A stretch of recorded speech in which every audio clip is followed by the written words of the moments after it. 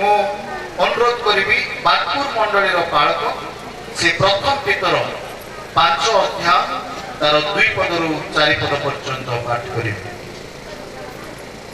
एफिसियो 4 अध्याय 11 पद एवं 12 पद से कहा को प्रेरित कहा को भाववादी कहा को सुसमाचार प्रचारक पुणी कहा को पालक और शिक्षक रूपे नियुक्ति करी दान करियोछंती जेपरि साधु माने सेवा कार्य निमंते सिद्धि लाभ करती और कृष्ण को शरीर निष्ठा प्राप्त हुए। यात्रा पुस्तक 30 अध्याय 30 पद ठारू 32 पद जाए। पुणी तुम्भे हारण को और ताहार पुत्रगण को आंभर जाजक कर्म करणार्थे अभिषेक करी पवित्र करिबो आउ इस्राएल संतान गण को कहिबो तुम्भ मानक पुरुषानुक्रमे आंभ निमंते ताहा अभिषेकार्थक पवित्र तैल हेबो शरीर रे ताहा ढला जीव नाही अथवा तुम्भे माने तहिर मिश्रित द्रव्यर परिमाणानुसारे आउ कौनसी तैल करिबो नाही ताहा पवित्र अटे आउ ताहा तुम्भ मानक प्रति पवित्र हेबो।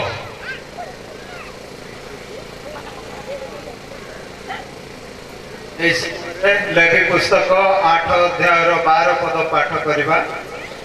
अनंतर से हारण को प्रतिष्ठा करिबा पाई तांकर मस्तक रे किछि अभिषेकार्थक तैल ढाली तांको अभिषेक कले।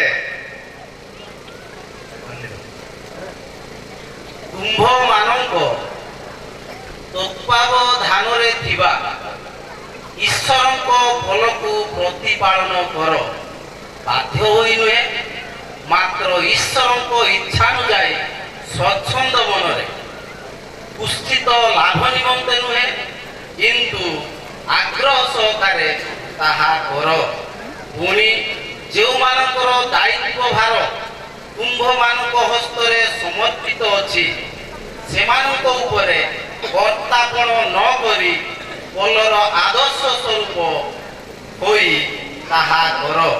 सेतिरे प्रधान पालक प्रकाशित हेबा समय रे कुंभे माने गौरवर अम्लान मुकुट पाइब।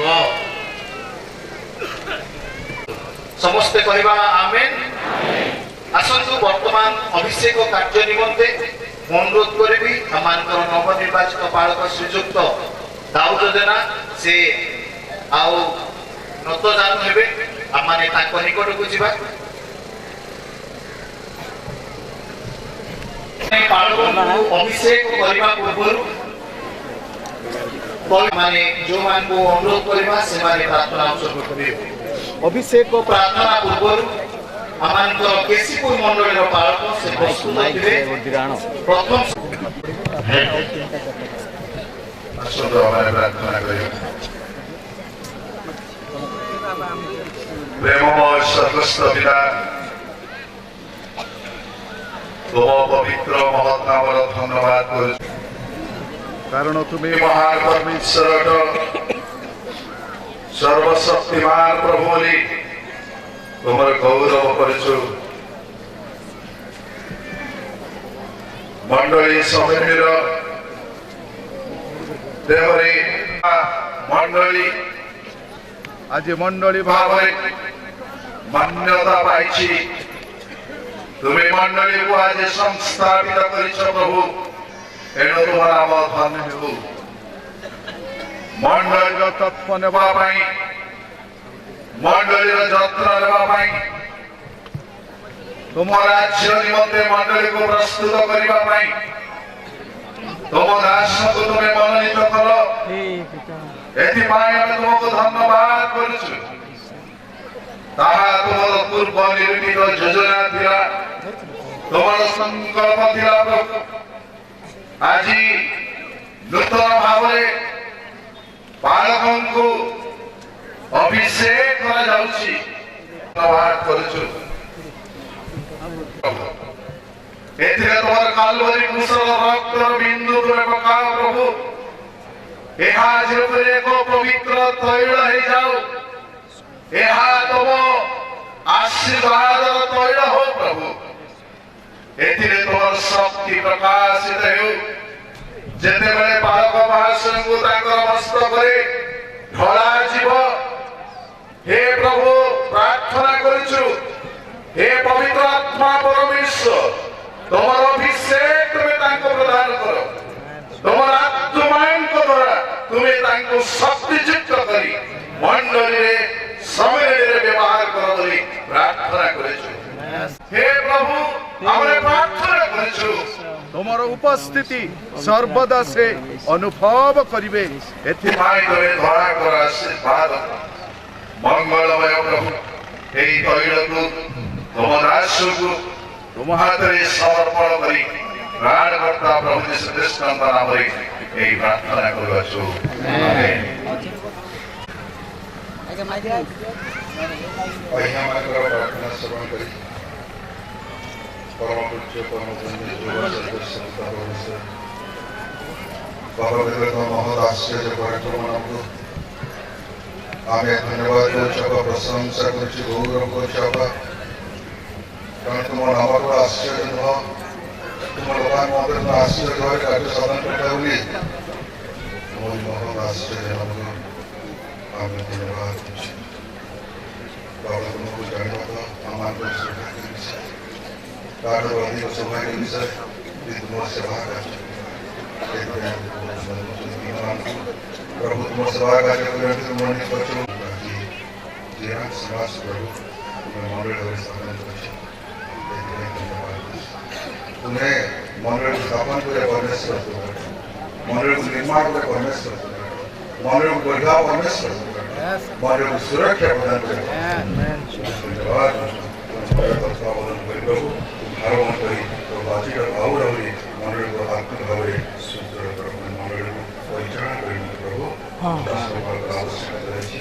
ଆଜି ପ୍ରଭୁ ଆମମାନଙ୍କର ସମୟର ନିୟମ ଅନୁଯାୟୀ, ମଣ୍ଡଳୀର ନିୟମ ଅନୁଯାୟୀ ପ୍ରଭୁ ତାଙ୍କମାନେ ଆଉ ଗଳିର ବାସ୍ତବରେ ତୁମ ସେବା କାର୍ଯ୍ୟ ନିମନ୍ତେ ନିତାନ୍ତ ଆତ୍ମାର ଆତ୍ମାଙ୍କ ନିମନ୍ତେ ତୁମ ସେବା କାର୍ଯ୍ୟ କରାଯାଇ ବାବା ତୁମେ ନିଜେ ସ୍ୱୟଂ ପରିଶ୍ରମ, ତୁମେ ନିଜେ ଆତ୍ମରୂପେ ପରିଶ୍ରମ ପ୍ରଭୁ ତୁମ ସେବା କାର୍ଯ୍ୟ ନିମନ୍ତେ ଆତ୍ମାଙ୍କର ଆବଶ୍ୟକତା ତୁମେ କାରଣ ତୁମ ସେବା କାର୍ଯ୍ୟ କଥା ନୁହଁ, ଶକ୍ତିର ସେବା କାର୍ଯ୍ୟ। ତୁମେ ଶକ୍ତିକୁ ଆମେ କାମନା କରି ପ୍ରଭୁ ଏହି ଶକ୍ତିର ନିଦର୍ଶନ ସ୍ୱରୂପ ପ୍ରଭୁ ଏହି ତୈଳ ଦ୍ୱାରା ଦାସଙ୍କୁ ଅଭିଷେକ କରୁଛୁ ପ୍ରଭୁ। ପୁରାକାଳରେ ବଳ ଅଭିଷେକ କରିବା ମୋତେ ପ୍ରଭୁ ଆତ୍ମା ଆକ୍ରାନ୍ତ। ତୁମେ ସଦା ସମାନ ପରମେଶ୍ୱର, ଆଜି ଓ କାଲି ତୁମେ ସର୍ବଦା ସମାନ ସେଇ ପରମେଶ୍ୱର। ତୁମ ଦାସମାନେ ପବିତ୍ର, ତୁମ ଧର୍ମଦାସମାନେ ଦାସମାନେ ତୈଳକୁ ତୁମ ସମର୍ପଣ ସମର୍ପଣ କରି ପ୍ରାର୍ଥନା କରୁଛୁ ବାବା। ଏହି ତୈଳକୁ ତୁମେ ପବିତ୍ର କର, ଶୁଚି କର, ସ୍ୱଚ୍ଛ କର ଏବଂ ଶକ୍ତିଯୁକ୍ତ କର। ଏହି ତୈଳ ଅଭିଷେକ ମାଧ୍ୟମରେ ତୁମେ ତାଙ୍କ ଉପରେ ଅଧିଷ୍ଠାନ କରି ପ୍ରଭୁ ଯାବତୀୟ ତାଙ୍କ ସହିତ ଆତ୍ମିକ ପ୍ରଦାନ କରି ତାଙ୍କୁ ପରିଚାଳନା କରି ପଢ଼ାଇବ। ଆଜିର ସକଳ ପ୍ରାର୍ଥନା ତୁମ ଦୃଷ୍ଟିରେ ଶୁଦ୍ରାୟ ପୁଣି ଆଉ ତୁମ ଦାସଙ୍କ ମଧ୍ୟ ଆଶୀର୍ବାଦ ଯୁକ୍ତ ବୋଲି ଏହି ସକଳ ପ୍ରାର୍ଥନା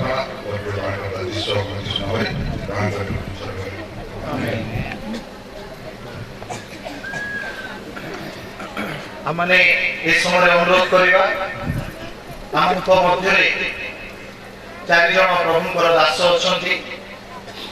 ମୁଁ ଅନୁରୋଧ କରିବି ପରିଡ଼ା ମଣ୍ଡଳୀର ପାଳକ, କେକେସି ମଣ୍ଡଳୀର ପାଳକ, ପୁଣି ଭୁବନେଶ୍ୱର ମଣ୍ଡଳୀରୁ ଆସିଥିବା ଆଉ ଆଚାର୍ଯ୍ୟ ପାଣି ମହାଶୟ, ପୁଣି ପରୀକ୍ଷା ମହାଶୟ ଏ 4 ଜଣ ବ୍ୟକ୍ତି ପ୍ରାର୍ଥନା ଉତ୍ସର୍ଗ କରିବେ। ତାଙ୍କ ପରେ ମୁଁ ଦିନ ଦାସ ପ୍ରାର୍ଥନା କରିବି। ତା ପୂର୍ବରୁ ଆମେ ଶାସ୍ତ୍ରାଂଶର ଗୋଟିଏ ଅଂଶ ପାଠ କରିବା। ଏଠାରେ ସାମୁଏଲ କହିଲେ ତୁମର ସବୁ ସନ୍ତାନ ବି ଏଠାରେ ଅଛନ୍ତି। ସେ କହିଲା କେବଳ କନିଷ୍ଠଟି ବାକି ଅଛି, ଆଉ ଦେଖ ସେ ମେଷକର ଚରାଉଛି। ତହିଁରେ ସାମୁଏଲ କହିଲେ ଲୋକ ପଠାଇ ତାଙ୍କୁ ଅଣାଅ, ସେ ଏଠାକୁ ନ ଆସିବା ପର୍ଯ୍ୟନ୍ତ ଆମମାନେ ଭୋଜନରେ ବସିବୁ ନାହିଁ। ତହିଁରେ ସେ ଲୋକ ପଠାଇ ତାହାକୁ ଅଣାଇଲା। ସେଇ ସଦା ପ୍ରଭୁଙ୍କର ଆତ୍ମା ଦାଉଦଙ୍କୁ ଆକ୍ରାନ୍ତ କଲେ। ଏଉତରେ ସାମୁଏଲ ଉଠି ରାମାକୁ ଚାଲିଗଲେ। ପ୍ରଭୁ କଷ୍ଟ ବାକ୍ୟରେ ପ୍ରଭୁ ଏ କଷ୍ଟ ବାକ୍ୟରେ ପୁଣି ଶ୍ରବଣରେ ଆମ ସମସ୍ତଙ୍କୁ ପୁଣି ଅଭିଷେକ ହେବାକୁ ଯାଉଥିବା ପ୍ରଭୁଙ୍କ ଦାସ ପାଳକ ପୁଣି ସମସ୍ତଙ୍କୁ ଆଶୀର୍ବାଦ କରନ୍ତୁ। ସମସ୍ତେ କହିବା ଆମେ ଏହି ସମୟରେ ପିତା ପୁତ୍ର ପବିତ୍ର ଆତ୍ମାଙ୍କ ନାମରେ ଆମମାନେ ତୈଳ ଢାଳି ପ୍ରିୟ ପାଳକ ମହାଶୟଙ୍କୁ ଅଭିଷେକ କରୁଅଛୁ। ଆମମାନେ ସମସ୍ତେ ପ୍ରାର୍ଥନା ପୂର୍ବକ ଆଉ ଅଭିଷେକ ଥକ ହସ୍ତ ଉତ୍ତୋଳନ କରି ପ୍ରଭୁଙ୍କର ନିକଟବର୍ତ୍ତୀ ହେବା। ସମସ୍ତେ ହସ୍ତ ଦିଅନ୍ତୁ, ସମସ୍ତେ ମସ୍ତକ ଉପରେ ହସ୍ତ ଦିଅନ୍ତୁ।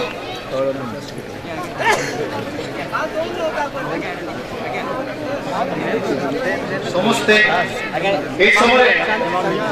এই সময়ে প্রার্থনা କରାଯିବ। ସମସ୍ତେ ପ୍ରାର୍ଥନାରେ ସହଯୋଗ କରନ୍ତୁ। ପରିବାର ମଣ୍ଡଳୀର ପାଳକ ପ୍ରାର୍ଥନା କରିବେ।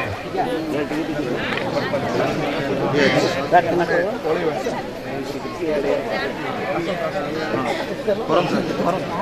କରିବା ମନୋଯୋଗ। ହେ ପିତା ପରମେଶ୍ୱର, ପୁତ୍ର ଆହ୍ୱାନ କରି ମନୋନୀତ କରି ଆପଣ କରିଅଛ। ଏଣେ ପ୍ରିୟ ତୁମରି ଦାସ ଆଜି ଦିନ ଠାରୁ ଏଣେ ତୁମରି ଦାସଙ୍କୁ ପ୍ରଭୁଙ୍କ ସହିତ ପ୍ରଭୁ ତୁମରି ନାମରେ ଅଭିଷେକ ତୈଳ କରି ଆମେ ଅଭିଷେକ କରୁଅଛୁ। ତୁମରି ସ୍ୱଚ୍ଛତା ହେଉ।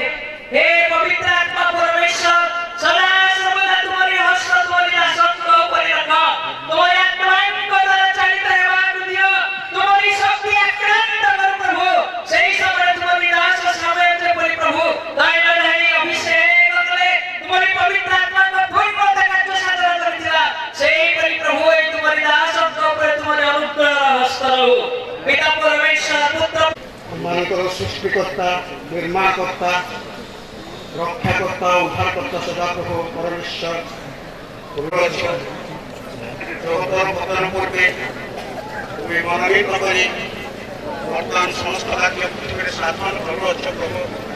ତଦନୁସାରେ ମୋରି ଉତ୍କଳ ବାପୁଷ୍ୟ ମଣ୍ଡଳୀ ସମ୍ମିଳନୀ ଗ୍ରହରେ ପ୍ରଭୁ ଯେଉଁ ସକଳ କାର୍ଯ୍ୟ ଆଶ୍ଚର୍ଯ୍ୟ ଉପହାର କାର୍ଯ୍ୟମାନ କରୁଅଛ, ସେଥିପାଇଁ ଆମେ ଧନ୍ୟବାଦ କରୁଅଛୁ।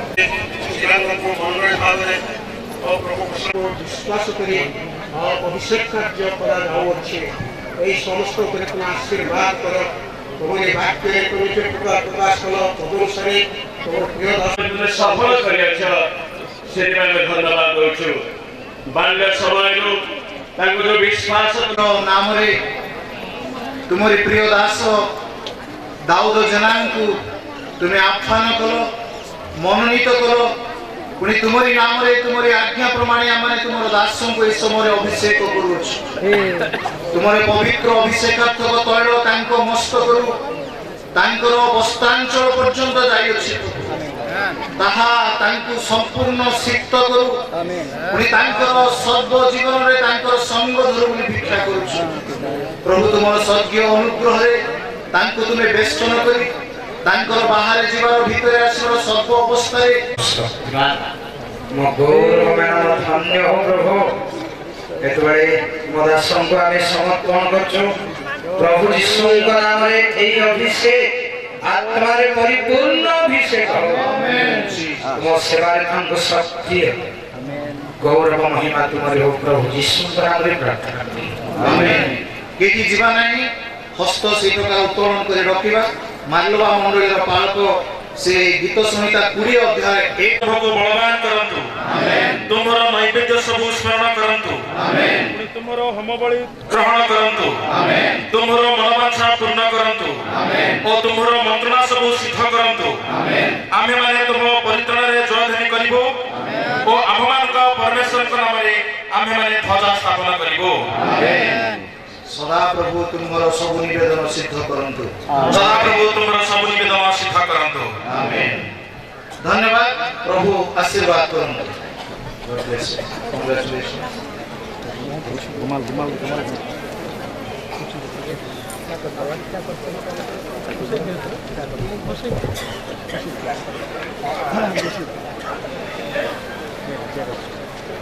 ମାଇକ୍ଟା